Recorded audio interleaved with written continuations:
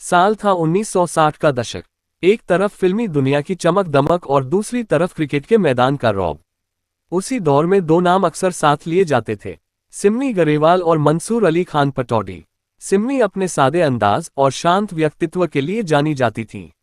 वहीं पटौडी साहब सिर्फ भारतीय क्रिकेट टीम के कप्तान ही नहीं बल्कि एक शाही खानदान के नवाब भी थे। जब दोनों की मुलाकात हुई तो ये बस एक साधारण पहचान नहीं रही। मुलाकातें बढ़ीं, बातें लंबी होने लगीं और धीरे धीरे ये रिश्ता गहराता चला गया। कहा जाता है कि सिम्मी पटौडी साहब को बेहद सम्मान और सच्चे दिल से चाहती थीं। पटौडी भी उनके साथ सहज और खुश नजर आते थे। उस समय लोगों को लगता था कि यह रिश्ता शादी तक जरूर पहुंचेगा। लेकिन जिंदगी सिर्फ भावनाओं से नहीं चलती, उसमें परिवार, समाज और जिम्मेदारियां भी होती हैं। पटौडी एक नवाबी परिवार से थे, जहां परंपराओं और सामाजिक दायरे का बहुत महत्व था। इसी बीच समय ने करवट ली। फिल्म जगत की मशहूर अभिनेत्री शर्मिला टैगोर की एंट्री पटौडी साहब की जिंदगी में हुई।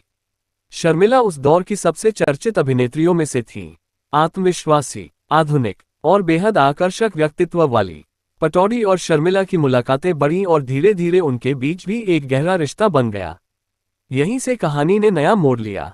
अक्सर यह सवाल उठता है कि क्या शर्मिला टैगोर ही सिम्मी गरेवाल और पटौडी के अलग होने की वजह थीं। कुछ किस्सों में ये भी कहा जाता है कि पटौडी साहब शर्मिला को साथ लेकर सिम्मी के घर गए और रिश्ता खत्म किया, लेकिन इस बात का कोई ठोस प्रमाण नहीं मिलता।